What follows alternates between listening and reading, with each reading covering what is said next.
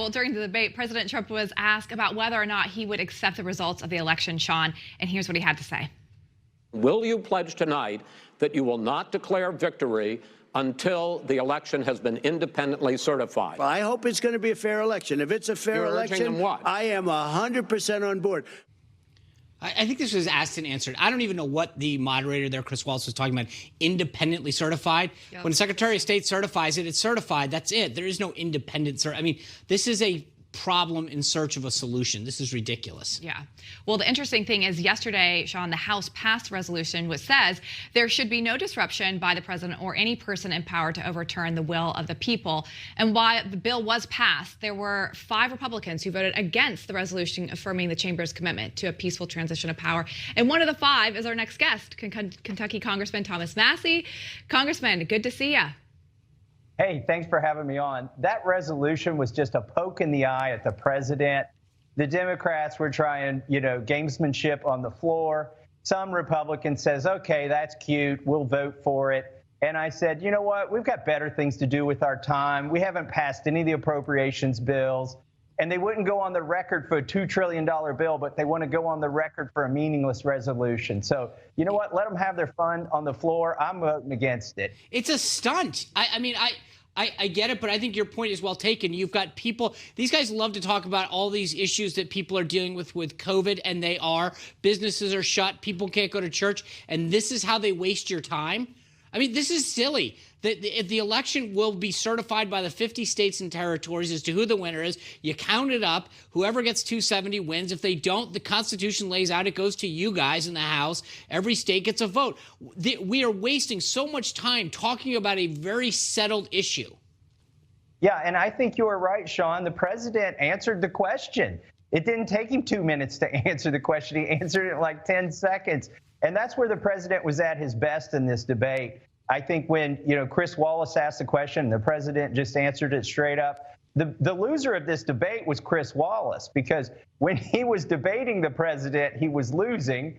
And then when he was trying to moderate the debate, he lost. So the big loser in this debate was Congressman, can I don't mean to belabor this because it's more of a waste of I don't want to waste any more time on this issue, but I've run a lot of congressional races and other political races. The first race that I ran, we lost by 2 votes. I ran one in 2000 that we won by 286. In both cases, we went out there and declared victory. That's what you do.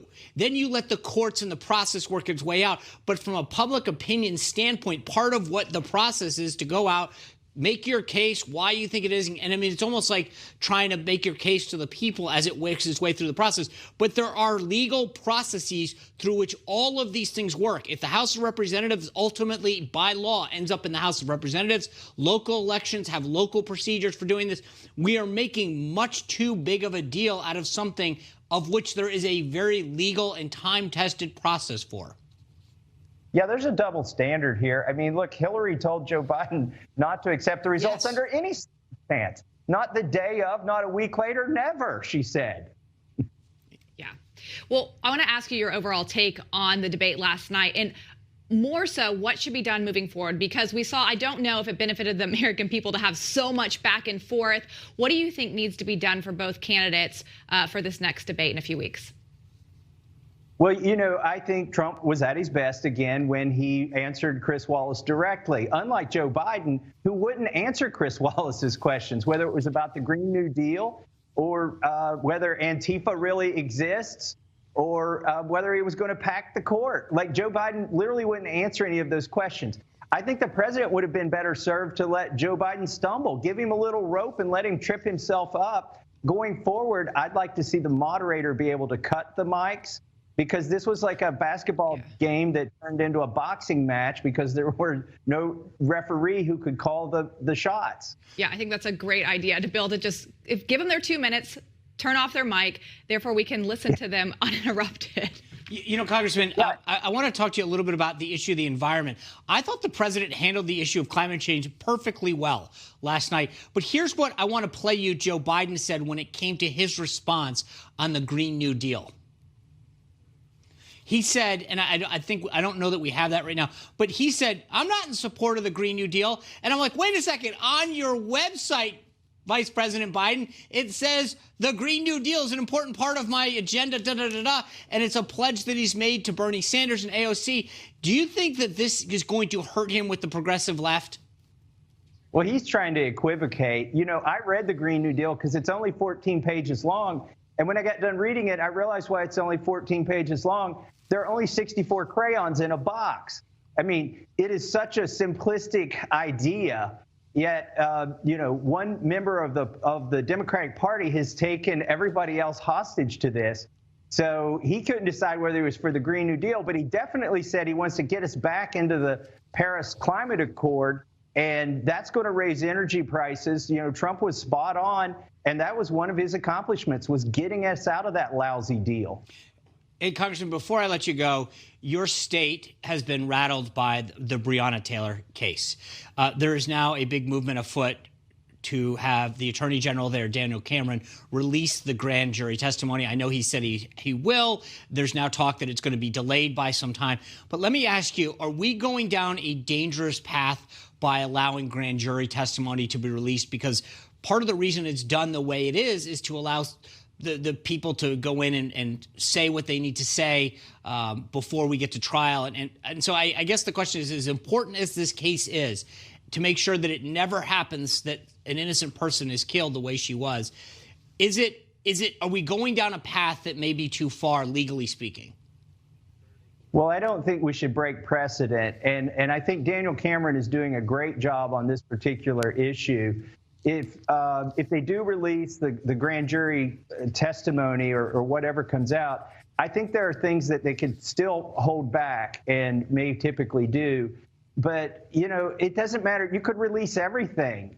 And there's still people who are going to be unhappy. But there's no excuse for what's going on in Louisville. I mean, they're destroying property. And I know one of the guys who got assaulted, his car got stopped. I've met him before. They got his doors open, crushed his glasses against his face, and started grabbing his pockets and trying to drag him out of the car. And he was just trying to get to dinner. There's nothing that justifies that, but I'm afraid that there's nothing they could release that would stop that from happening at this point. Congressman, thank you for being with us. You know, you have reminded me before, we've talked about you on the show. I just want to make sure your Christmas card list is intact. An earlier guest responded that some of your hard-charging tactics might potentially lead you to get off these Christmas card lists. Are you concerned about that? You know, I may get fewer Christmas cards this year because on March 27th, I was that guy. That was the first day, Sean, and you can appreciate this, that CNN got a headline right. They said I was the most hated man in Washington, D.C. They've never got a headline right since then or before that. All right. Well, an early Merry Christmas to you, sir, and thank you for joining us. Thanks for keeping me on your list, Sean. You bet. Newsmax TV is now America's fastest growing cable news channel. We give you the real news you need. So subscribe to our YouTube channel and give us a thumbs up. If you like this video, share it with your friends. Newsmax TV streams live on YouTube for free. Newsmax TV, real news for real people.